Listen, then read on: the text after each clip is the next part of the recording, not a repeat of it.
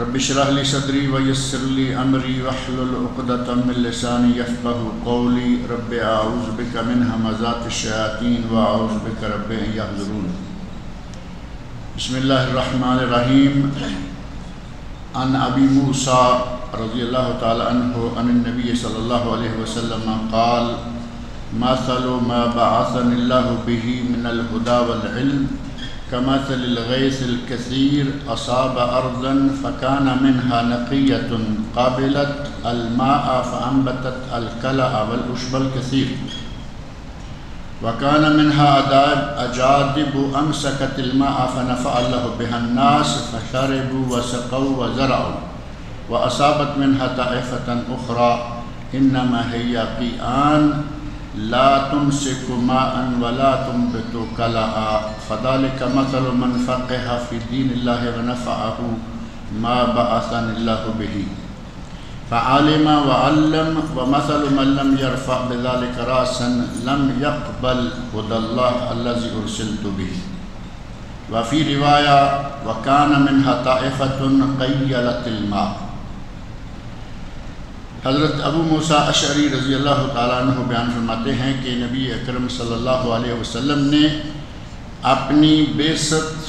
اپنی نبوت اور اپنی تعلیمات کی مثال دیتے ہوئے، سمجھاتے ہوئے فرمایا: مثل ما بعثنی اللہ بہ من الہدی والعلم، اللہ نے مجھے جو ہدایت اور جو علم دے کر مبعوث فرمایا ہے اس کی مثال ایسی ہے کمثل الغیث الکثیر، جیسا کہ بہت زوردار بارش ہو اور بہت زیادہ بارش ہو، اصاب ارضاً، وہ ایسی زمین پر آئے، فکان منہا نقیۃ قابلۃ الماء، وہ زمین جو کہ بہت ہی صاف ستھری زرخیز زمین ہے، وہ پانی کو قبول کر لیتی ہے، فانبتت الکلأ والعشب الکثیر، اور اس میں سے جڑی بوٹیاں اور گھاس پھوس اور سبزہ بہت ہی زیادہ پیدا ہوتا ہے. وَكَانَ مِنْهَا أَجَادِبُ أَمْسَكَتِ الْمَاءَ، اور کچھ زمینیں ایسی ہیں کہ وہ اجدب، بڑی سخت چٹیل ہوتی ہیں، وہ پانی کو اپنے اندر جذب تو نہیں کر سکتی لیکن پانی کو اپنے اوپر ٹھہرا لیتی ہے. فَنَفَعَ اللَّهُ بِهَا النَّاسِ، اور اللہ اس پانی سے دوسرے لوگوں کو فائدہ پہنچاتا ہے. فشربوا، لوگ پیتے ہیں، وسقوا، اپنے جانوروں کو، اپنی کھیتیوں کو پلاتے ہیں، وزرعوا، اور زراعت و باغبانی کرتے ہیں. واصابت منها طائفة اخرى، اور ایک تیسری قسم کی زمین ہے، اس کو بھی وہ بارش اور بارش کا وہ پانی پہنچتا ہے. انما هي قيعان، وہ زمین چٹیل ہے. لا تمسك ماء، نہ تو وہ اپنے اوپر پانی کو روک کے رکھتی ہے، ولا تنبت کلأ، اور نہ ہی اس پر کوئی جڑی بوٹی گھاس پھوس اگتا ہے. فذلک مثل من فقہ فی دین اللہ، یہ اس آدمی کی مثال ہے کہ جو اللہ کے دین کی سمجھ حاصل کرے. ونفعہ ما بعثنی اللہ بہ، اور اللہ نے مجھے جو دین، جو تعلیمات، جو ہدایت دے کر بھیجی ہیں اسے وہ فائدہ پہنچائیں. فعلم وعلم، وہ ان ہدایات کو سیکھے، تعلیمات کو حاصل کرے اور پھر لوگوں کو بھی فائدہ پہنچائے. وَمَثَلُ مَن لَّمْ يَرْفَعْ بِذَلِكَ رَأْسًا، اور اس آدمی کی مثال کہ جو ان تعلیمات کی طرف سر ہی نہیں اٹھاتا،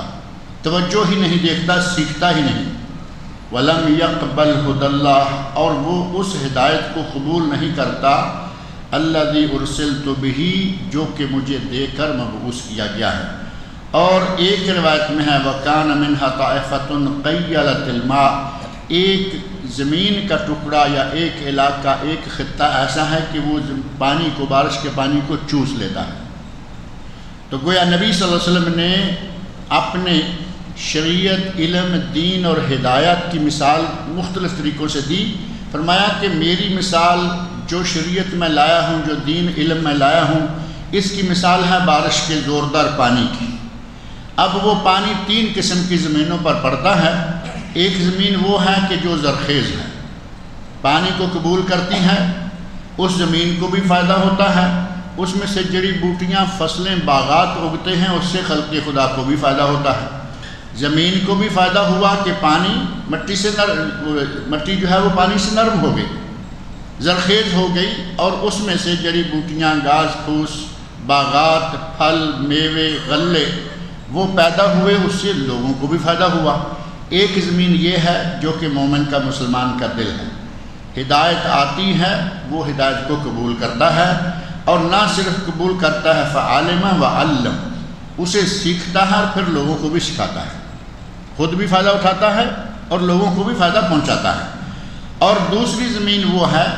کہ جو اپنے اوپر پانی کو روک لیتی ہے، تالاب ہے، جوہر ہے، جھیل ہے، وہ پانی کو تو روک لیتی ہے، اس میں سے کوئی جڑی بوٹی پیدا نہیں ہوتی، کوئی فصل پیدا نہیں ہوتی، اس سے کوئی باغ باغیچہ بھی پیدا نہیں ہوتا، لیکن اس زمین نے جو پانی روکا ہوا ہے اس سے دنیا فائدہ اٹھاتی ہے، لوگ خود بھی پیتے ہیں، اپنے جانوروں کو بھی پلاتے ہیں،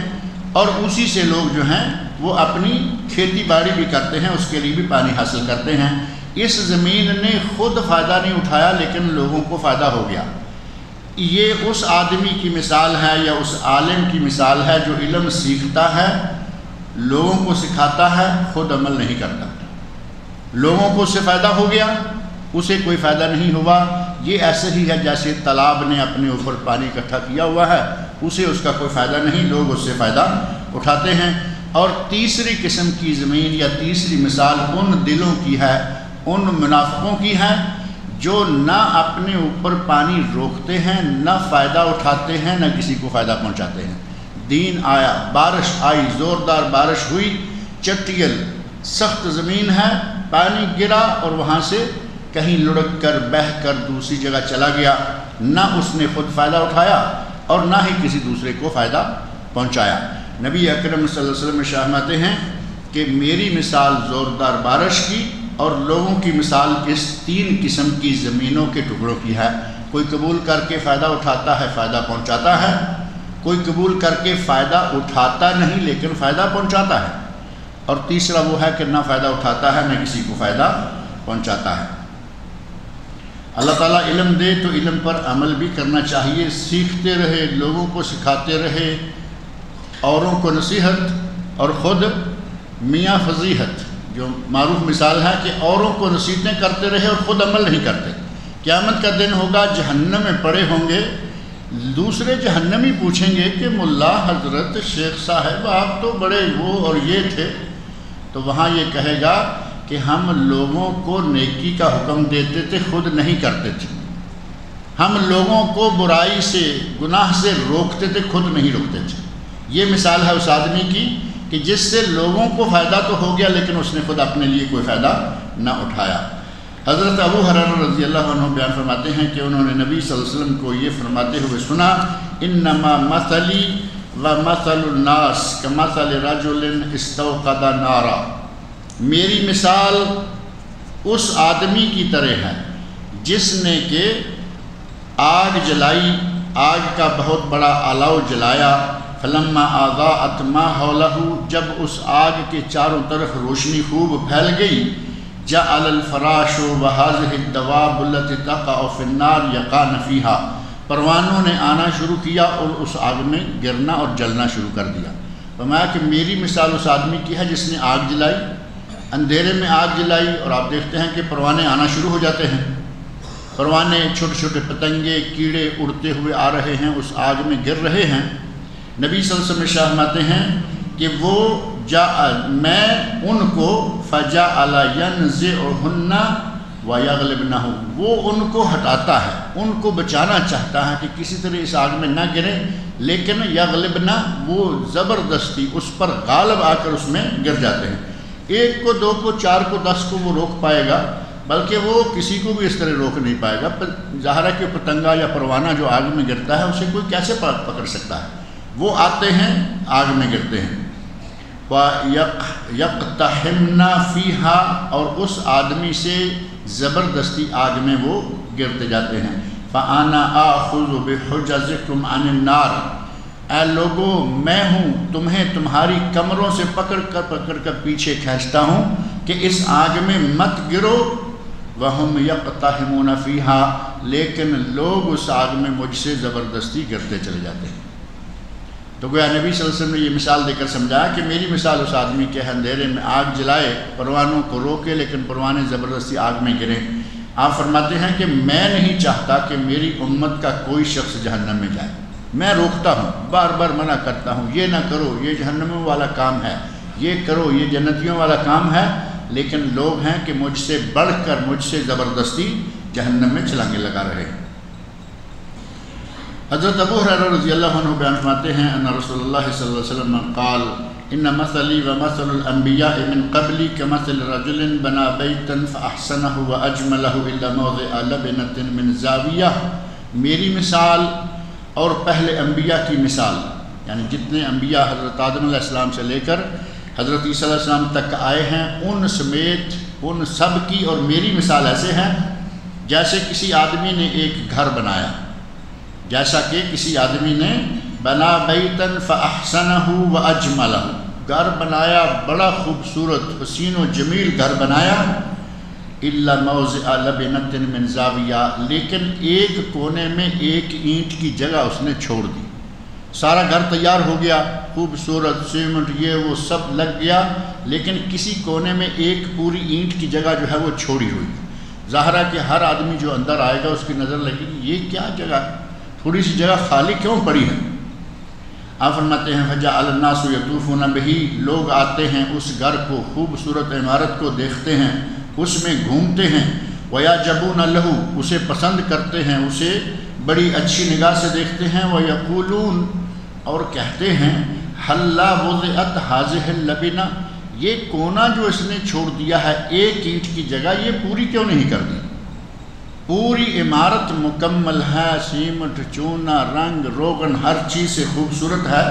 تو ایک اینٹ کی جگہ اس آدمی نے کیوں چھوڑ دی ہے؟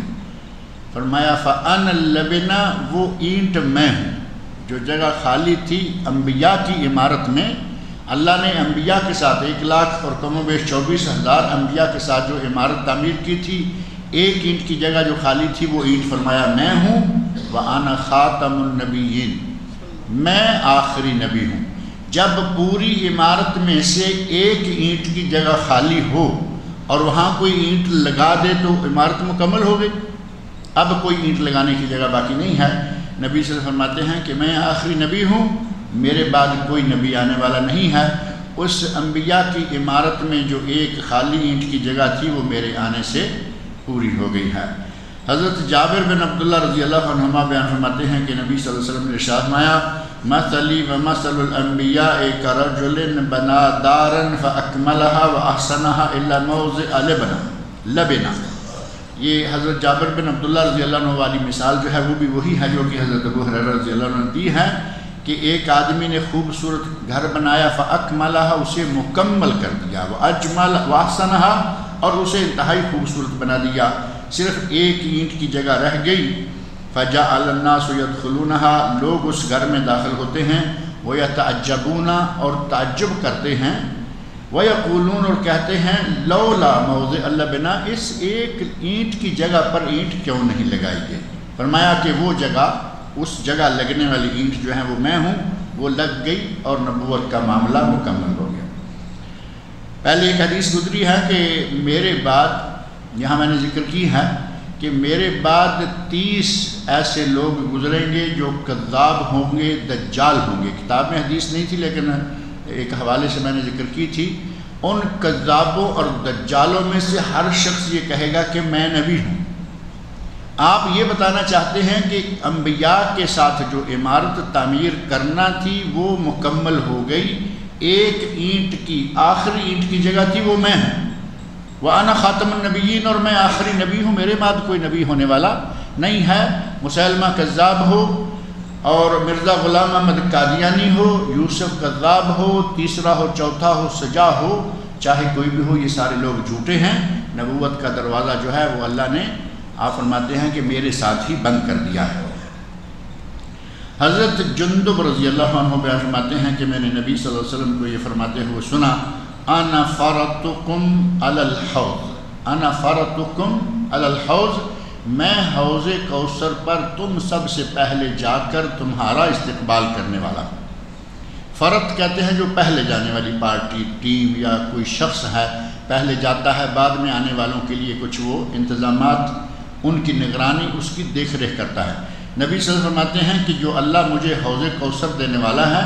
میں تم سب سے پہلے اس حوض کوثر پہ پہنچوں گا اور میں وہاں تمہارا انتظار کروں گا۔ حضرت سہل بن سعد رضی اللہ عنہ فرماتے ہیں کہ نبی صلی اللہ علیہ وسلم نے ارشاد فرمایا، انی فرطکم علی الحوض، میں حوض پر تم سب سے پہلے جا کر تمہارا انتظار کرنے والا ہوں۔ من مر علی شربا، جو میرے پاس آئے گا وہ حوض کوثر سے پانی آب کوثر پی لے گا۔ ومن شرب لم یظمأ ابدا، اور جس نے ایک مرتبہ ایک پیالہ آب کوثر کا پی لیا وہ کبھی بھی دوبارہ پیاسا نہیں ہوگا۔ 50,000 سال کا دن ہوگا قیامت کا دن، 50,000 50,000 سنہ مما تعدون، تمہاری آج کی اس گنتی کے حساب سے 50,000 سال کا ایک دن، اور انتہائی ہولناک کی خوف، خطرہ، پریشانی، جس میں آدمی کا ایسے ہی منہ خشک ہوتا چلا جاتا ہے، آدمی پیاس محسوس کرے گا۔ آپ ارشاد فرماتے ہیں کہ جو میرے پاس آیا، ایک پیالہ میرے حوض کوثر سے ایک گلاس پی لیا، وہ 50,000 سال دوبارہ اسے پانی کی ضرورت ہی نہیں پڑے گی۔ اس طرح اللہ تعالیٰ اس پانی سے انسان کو سیراب کر دے گا۔ اور فرمایا، لا یاردن علی اقوام اعرفہم ویعرفونی، کچھ قومیں، کچھ ٹولے، کچھ گروہ ایسے آئیں گے جن کو میں پہچانوں گا اور وہ مجھے پہچانیں گے۔ ٹولے آ رہے ہوں گے بڑھتے ہوئے، میں ان کو پہچانوں گا اور وہ مجھے پہچانیں گے۔ ثم یحال بینی و بینہم، پھر میرے اور ان کے درمیان دیوار کھڑی ہو جائے گی، وہ میرے حوض پر نہیں پہنچ پائیں گے۔ اس حدیث میں دیوار کا سبب کیا ہے وہ ذکر نہیں ہے، آگے حدیث موجود ہے۔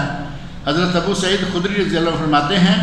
یزید فیہ، وہ اب آگے مزید جو اس حدیث کو مکمل کرتے ہیں، کہتے ہیں فَأَقُولُ إِنَّهُمْ مِنِّي، میں کہوں گا یا اللہ یہ جن کو روک دیا گیا، جن کے اور میرے درمیان دیوار بنا دی گئی ہے، یہ تو میرے لوگ ہیں۔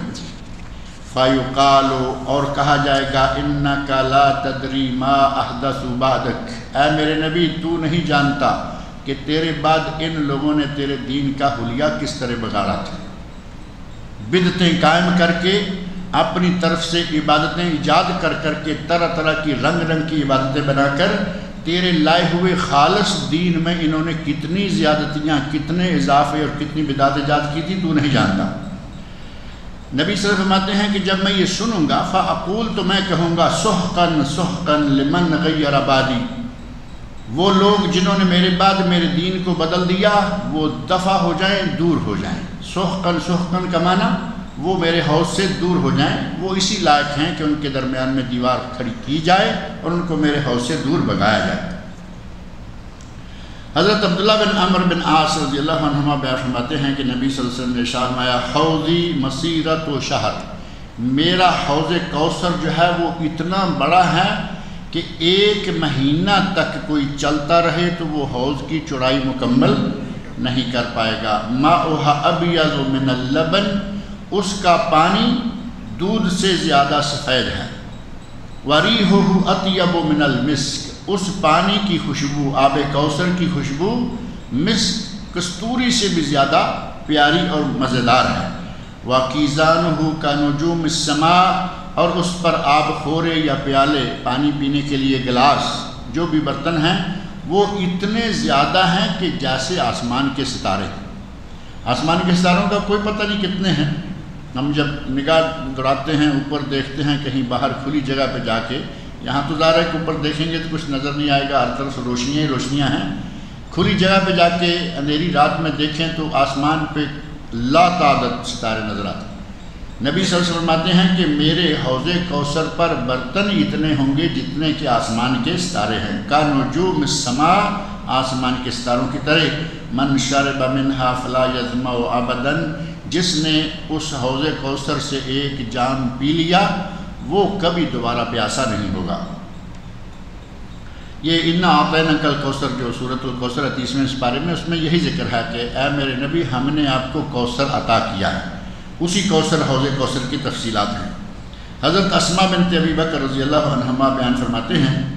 کہتی ہیں کہ نبی صلی اللہ علیہ وسلم نے ارشاد فرمایا، انی علی الحوض حتی انظر من یرد علی منکم، میں حوض کوثر پر تم سب سے پہلے موجود ہوں گا اور میں دیکھ رہا ہوں گا کہ کون کون میرے حوض پر آ رہا ہے، آنے والوں کو میں دیکھوں گا۔ فَيُؤْخَذُ نَاسٌ دُونِي، کچھ لوگوں کو مجھ سے پیچھے پیچھے ہی روک دیا جائے گا۔ فَأَقُولُ، میں کہوں گا یا رب مِنِّي وَمِنْ أُمَّتِي، یہ میرے لوگ ہیں، میری امت کے افراد ہیں۔ فَيُقَال، تو کہا جائے گا هَلْ شَعَرْتَ مَا عَمِلُوا بَعْدَكَ، آپ جانتے ہیں کہ انہوں نے آپ کے بعد کیا کچھ کیا،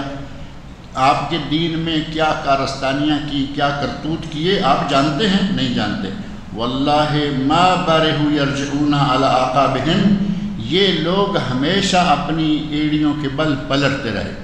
صحیح خالص دین چھوڑتے رہے، جعلی دین بناتے اور اسے اپناتے رہے۔ فَكَانَ ابن ابی ملیکہ راوی هذا الحدیث عن اسماء، حضرت اسماء بنت ابی بکر رضی اللہ عنہما سے بیان کرنے والے راوی ابن ابی ملیکہ ہیں، وہ کہتے ہیں اللہم، اے ہمارے رب، انا نعوذ بکا، ہم تیری پناہ مانگتے ہیں، ان نرجع علی اعقابنا، کہ ہم اپنی ایڑیوں کے بل دین سے پلٹیں۔ یہ حدیث بیان کر کے دعا مانگتے ہیں کہ یا اللہ ہمیں اپنی پناہ میں رکھنا کہ ہم تیرے دین سے کسی طرح پلٹ جائیں، اور نفتن عن دیننا، یا اپنے دین سے فتنے میں مبتلا کر دیے جائیں، دین خالص کو چھوڑ بیٹھیں، اور جو آج رنگ رنگ روشنیاں دکھا کر، سبز باز دکھا کر اور بڑے خوبصورت انداز میں بدعات کو پیش کر کے لوگ ہمیں دین سے دور کرنے کی کوششیں کریں گے، فرمایا کہ اے اللہ ان تمام فتنوں سے ہمیں محفوظ رکھنا۔ آج آپ دیکھ رہے ہیں ہمارے پاک و ہند میں بدعات کو اتنا مزین کر کے، بدعات کو اتنے بہترین انداز سے بنا سنوار کر پیش کیا جا رہا ہے، لگتا ہے کہ شاید اصلی دین وہی ہے، اور جس سادے سے بغیر چمک دمک والے دین پہ ہم چل رہے ہیں، شاید ہم کہیں نعوذ باللہ غلط ہیں، جبکہ دین وہی ہے جو کتاب اللہ اور سنت رسول صلی اللہ علیہ وسلم سے ثابت ہو، چمک دمک ہو یا نہ ہو، روشنیاں ہوں یا نہ ہوں، یہ سارے سبز باغ ہیں جو کہ جعلی ہیں، بدعات ہیں، اصل وہی ہے جو کتاب و سنت میں موجود ہے۔ حضرت عقبہ بن عامر رضی اللہ تعالی عنہ بیان فرماتے ہیں کہ نبی اکرم صلی اللہ علیہ وسلم نے غزوہ احد میں شہید ہونے والے شہداء کی نماز پڑھی، ان پر دعا مانگی، بعد 8 سنین، 8 سال گزر جانے کے بعد۔ غزوہ احد 2 ہجری میں ہوا، 8 سال کے بعد نبی صلی اللہ علیہ وسلم نے ان پر نماز جنازہ یا ان کے لیے دعائے مغفرت کی، کل مودع للاحیاء والاموات، اور وہ دعا اس طرح تھی کہ گویا آپ زندہ مردہ تمام لوگوں کو الوداع کر رہے ہیں، کیونکہ یہ نبی صلی اللہ علیہ وسلم کی وفات کا آخری سال اور آخری ایام ہے۔ ثم طلع المنبر، یہ جو غزوہ احد کے شہداء ہیں ان کو الوداع کر کے آپ منبر پر تشریف لے آئے، منبر پر جلوہ فروز ہوئے۔ فقال انی بین ایدیکم فرط، میں تم سے پہلے جانے والا ہوں اور میں حوض کوثر پہ تمہارا انتظار کرنے والا ہوں، وَأَنَا عَلَيْكُمْ شہید، اور میں تمہاری گواہی دینے والا ہوں، میں اپنے امت کے لوگوں کی گواہی دوں گا۔ وَإِنَّ مَوْعِدَكُمُ الْحَوْض، اور میرا تمہارا ملاقات کا موعد یا ہمارا جو مقام میعاد ہے، جس مقام پہ ہماری ملاقات ہوگی، وہ ہے حوض کوثر۔ وَإِنِّي لَأَنظُرُ إِلَيْهِ مِن مَقَامِ هَذَا، فرمایا کہ میں اب یہاں اس منبر پہ کھڑے ہو کر اپنے حوض کو دیکھ رہا۔ یہ مقام تو نبی صلی اللہ علیہ وسلم کا ہی ہو سکتا ہے نا، ہمارے تو پیر بھی ہمارے ملک میں بیٹھے ہوئے مکہ مدینہ دیکھ لیتے ہیں، کہتے ہیں مکہ نظر آ رہا ہے، مدینہ نظر آ رہا ہے۔ وہ ایک واقعہ بڑا مشہور ہے نا، جال سازیوں کی انتہا ہو گئی ہے کہ نبی صلی اللہ علیہ وسلم کے معجزات اللہ کے خاص فضل و کرم سے ہوتے ہیں، ہمارے لوگ یہاں تک پہنچے ہوئے ہیں، پیر صاحب بیٹھے ہوئے فوراً اٹھ کے ٹھا ٹھا ٹھا زمین پہ ڈنڈے مارنے شروع،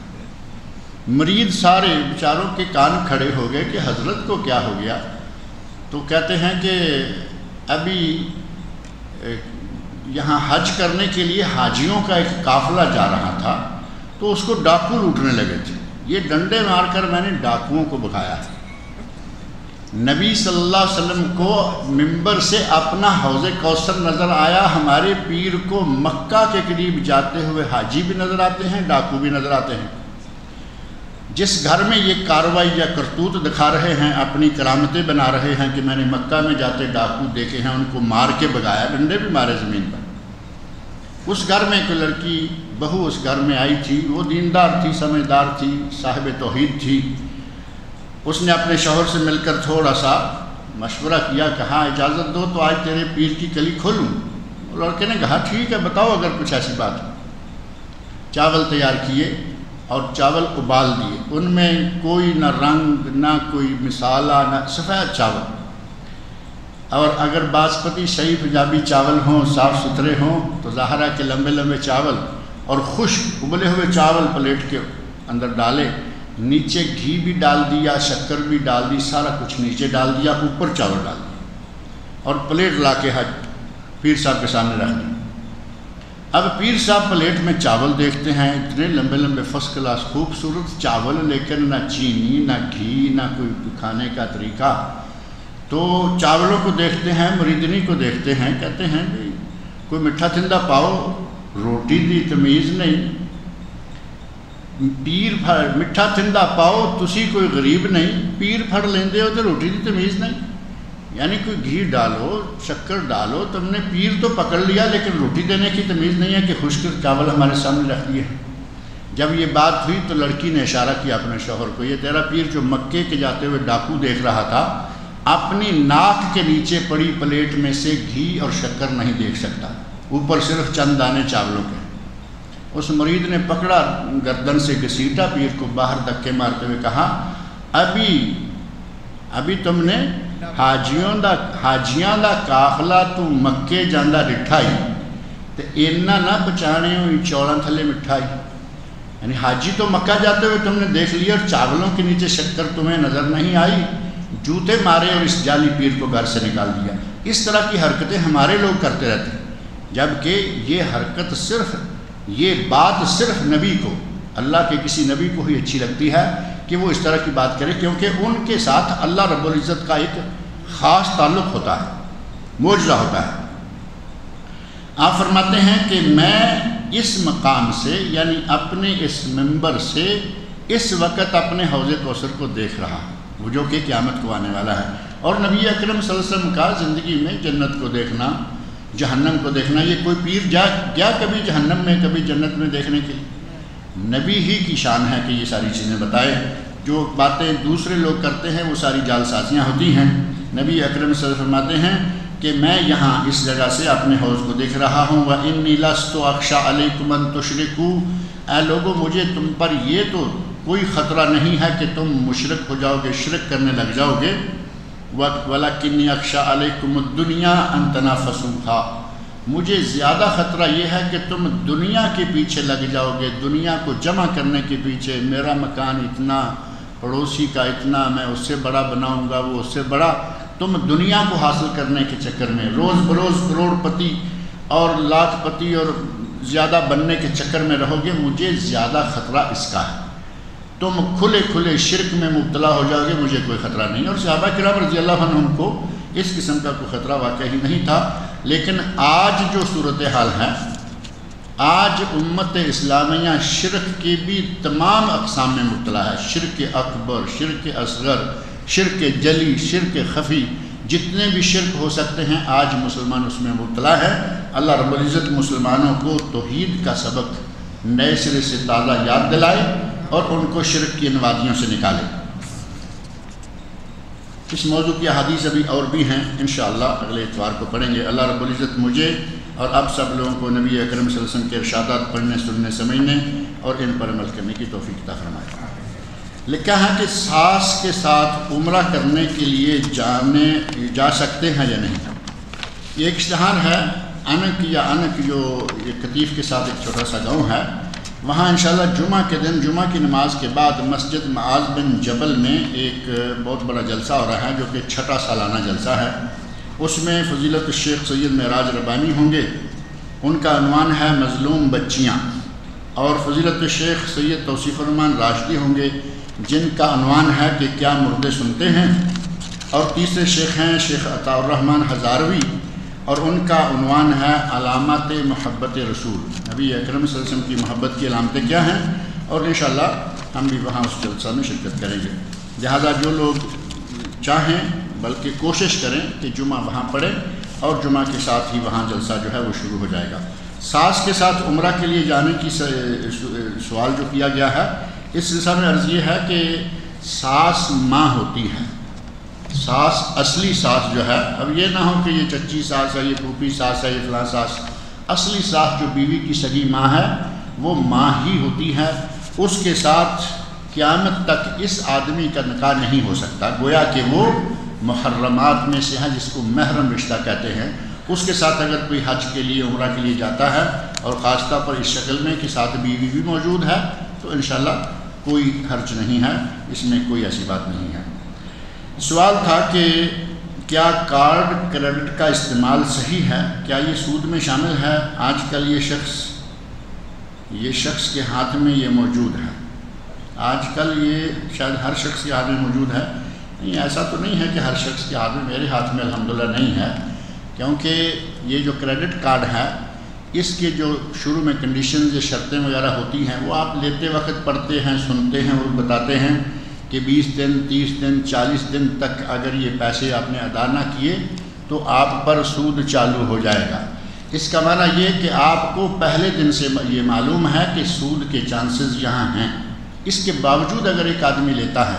تو ظاہر ہے کہ وہ کہاں ہے۔ نبی اکرم صلی اللہ علیہ وسلم نے مثال دی تھی کہ حلال واضح ہے، حرام واضح ہے، ان دونوں کے درمیان کچھ مشتبہ امور ہیں، تقوی والے لوگ اس سے بھی ڈرتے ہیں کہ کہیں یہ حرام میں نہ لے جائے۔ چھوٹا چھوٹا کرتے کرتے شاید مکروہ ہے، شاید مکروہ ہے، پھر شاید والی بات نکل جاتی ہے مکروہ ہضم اور اس کے بعد حرام ہضم۔ یہ اسی طرف لگانے کا یہودیوں کا ایک بہت بڑا پلان ہے کہ مسلمانوں کو ڈائریکٹ تو ہم سود نہیں کھلا سکتے، ایسے ہی کھلاؤ، 40 دن دے دیں گے، 41واں دن شروع ہو گیا، تھوڑی سی کسی بھول سے غلطی سے انہوں نے سود کاٹ لیا، آپ نے سود دیا، چونکہ آپ کو پتہ تھا کہ یہ موسم کبھی بھی آ سکتا ہے، آنے والا ہے، لہٰذا آپ نے جان بوجھ کر یہ سودا بینک کے ساتھ کیا، جبکہ یہ حرام ہے، ناجائز ہے، اور سود بالکل حرام ہے قرآن کی روح سے، حدیث رسول کی روح سے اور ائمہ امت کی روح سے۔ لہٰذا یہ سودی کاروبار یا کریڈٹ کارڈ لینا، اپنے پاس رکھنا، یہ سود کھانے اور کھلانے کا آغاز ہے، جان بوجھ کر یہ کام کیا جاتا ہے، لہٰذا اس کا استعمال کرنا صحیح نہیں ہے۔ اگر ایک شخص صرف نماز کے وقت ٹوپی یا عمامہ پہنتا ہے، یہ عمامہ عین کے ساتھ ہوتا ہے، الف کے ساتھ جو عمامہ ہے وہ نبی صلی اللہ علیہ وسلم کی نواسی کا نام ہے۔ اب یہ لوگ آپس میں گڑبڑ کر دیتے ہیں، الف کے ساتھ ہو تو عمامہ بنت زینب رضی اللہ عنہما، یہ ابو العاص رضی اللہ عنہ نبی صلی اللہ علیہ وسلم کے داماد اور بیٹی زینب اور ابو العاص رضی اللہ عنہما، ان کی بیٹی کا نام تھا عمامہ۔ اور یہ جو ہمارے سر پہ ہوتا ہے پگڑی، اس کو کہتے ہیں عین کے ساتھ عمامہ، کہتے ہیں کہ آدمی صرف نماز میں عمامہ یا پگڑی پہنتا ہے، ایسے شخص کے بارے میں قرآن و سنت کی روشنی میں کیا حکم ہے؟ عرض یہ ہے کہ نماز کے ساتھ عمامے کا تعلق نہیں ہے، عمامہ ہے مستقل پہنے، اور اگر وہ نماز کے وقت ہیں تو سر پہ رکھے ہوئے نماز پڑھیں، بہت اچھی بات ہے، لیکن اگر کوئی کہے کہ سارا وقت ننگا رہے، تیل کنگھی پٹی غیر شرعی بال، تیل کنگھی پٹی غیر شرعی بال، شیمپو کے ساتھ پف مف یہ اور وہ سارا کچھ، اور نماز کے وقت ٹوپی یا عمامہ پہن لے، تو نماز کے لیے یہ مطالبہ نہیں ہے، یہ مستقل نماز لباس ہے، استعمال کریں، جائز ہے، اچھا ہے، نبی اکرم صلی اللہ علیہ وسلم عمامہ پہنا کرتے تھے، ٹوپی پہنا کرتے تھے، لیکن اس کو نماز کے ساتھ جوڑ دینا یہ صحیح نہیں ہے۔ اگر کوئی آدمی عام حالت میں کوئی ٹوپی، کوئی پگڑی، کوئی عمامہ نہیں پہنتا، وہ نماز بغیر ٹوپی کے پڑھے گا، اس کی نماز ہو جائے گی۔ اب یہ جعلی ٹوپیاں لینے کی اور گندی مندی ٹوپیاں مسجدوں میں پڑی رہتی ہیں، ٹوٹی ہوئی، پھٹی ہوئی، گرد و غبار لگا ہوا، تیل سے اٹی ہوئی، وہ لے کے پہن کر ہم سمجھتے ہیں کہ ہم نے بڑا کام کر لیا، جبکہ یہ اگر مستقل پہنے ہوئے ہیں الحمدللہ اچھی بات ہے، پہنے رہیں اور اسی سے نماز پڑھیں، اور اگر صرف نماز کے لیے پہنتے ہیں تو یہ طریقہ کار جو ہے وہ صحیح نہیں ہے۔ سوال یہ ہے کہ قرآن پاک کی، پھر آپ یہ بھی جانتے ہیں کہ اللہ نے فرمایا ہے یا ایھا الذین آمنوا خذوا زینتکم عند کل مسجد، اے ایمان والو ہر نماز سے پہلے زینت اختیار کرو۔ اب آپ نے زینت ٹوپی کو سمجھا ہے، اگر سمجھتے ہیں کہ میں نماز پڑھنے جا رہا ہوں، میں زینت اختیار کرنے لگا ہوں، اگر آپ کی ٹوپی زینت ہے تو بازار میں بھی پہن کے جائیے، اگر یہ ٹوپی زینت ہے تو اپنے سسرال میں بھی پہن کے جائیے۔ جب سسرال کی باری آئے ٹوپی قریب نہیں پھٹکنے دیتے، اس دن شاید جیب میں بھی لے کے جاتے کہ مسجد میں بھی کیا ضرورت ہے بال خراب۔ آپ نے یہ دو رنگا پالیسی جو رکھی ہوئی ہے یہ شریعت میں نہیں ہے، بس سیدھے سیدھے یا شریعت پہ عمل کیجئے یا فیشن پہ عمل کیجئے۔ میرا سوال یہ ہے کہ قرآن پاک کی تلاوت کرنے کے بعد صدق اللہ العظیم پڑھا جاتا ہے، یہاں سعودی عرب میں کچھ مصر کے لوگ ہیں وہ کہتے ہیں کہ قرآن کی تلاوت کے بعد صدق اللہ العظیم نہیں پڑھنا چاہیے، یہ تقریباً صحیح کہتے ہیں۔ ہمارے یہاں جو یہ رواج ہے قاریوں میں کہ وہ جب تلاوت کر کے فارغ ہوتے ہیں تو اسی لئے، اسی رنگ، اسی انداز اور اسی آواز سے صدق اللہ العظیم کہتے ہیں، تو کوئی آدمی سمجھ سکتا ہے کہ شاید یہ لفظ قرآن کریم کا ہی ہے۔ اس لفظ سے یہ التباس نہ ہو جائے، کسی کو یہ شک نہ گزر جائے کہ غیر قرآنی کلمات کو قرآنی سمجھنے لگے، اس لیے ضروری ہے کہ اس انداز، اس رنگ، اس آواز، اسی لے،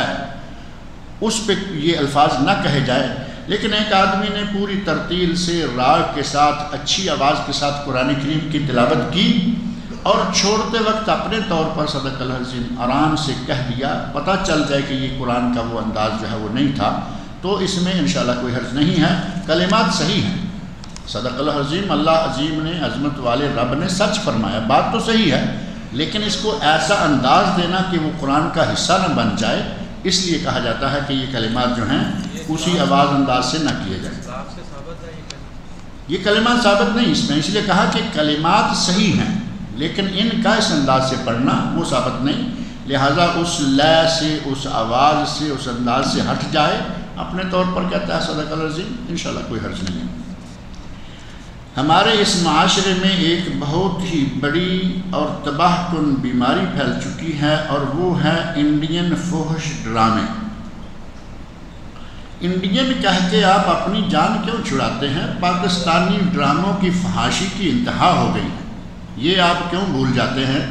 آپ نے یہ سمجھ لیا کہ انڈین کا نام لیں گے چلے پاکستانی ہم تو بچ جائیں گے، کہاں جائیں گے؟ ساری دنیا دیکھ رہی ہے آپ کے ڈراموں کا حال کیا ہے،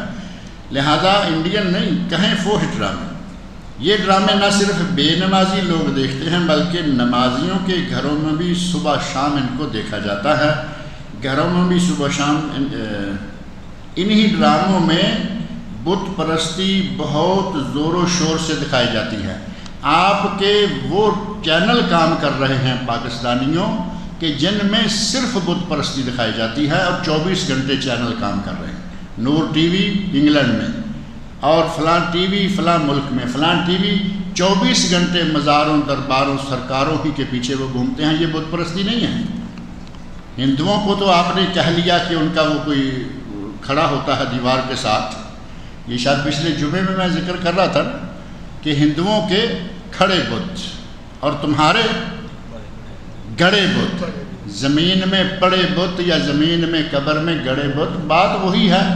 ان کے سامنے کھڑے ہوتے ہیں، آپ کے اس سے بھی معاملہ کیا گزرا ہے۔ آپ نے پیر مان لیا، کہیں پیر ہے کہیں پیر بھی نہیں۔ گجرانوالہ میں قبر ہے، وہاں گھوڑے شاہ نام بھی ہے، مزار شریف کا نام ہے گھوڑے شاہ، گھوڑے شاہ، اب نیچے گھوڑا ہے،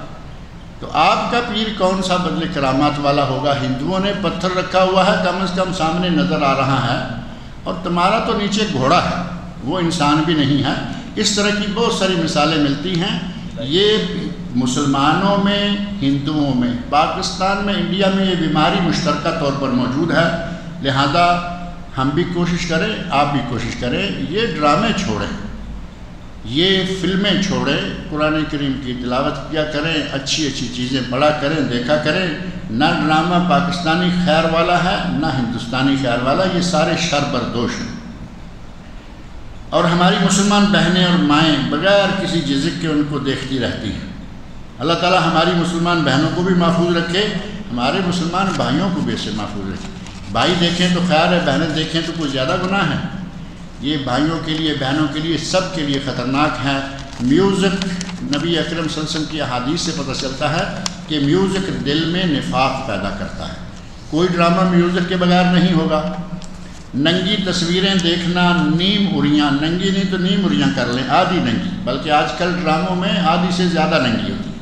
ڈراموں میں، فلموں میں ان تصویروں کو دیکھنا بھی ایمان کے کو کمزور کرتا ہے، روز بروز آدمی کو شر کے قریب کرتا ہے۔ لہذا کوشش کیا کیجئے، جیسا کہ ہمارے کسی بھائی نے بڑی دل گدازی سے لکھا ہے کہ بہو بیٹیاں، مائیں بہنیں، بیویاں اور ہم خود بھی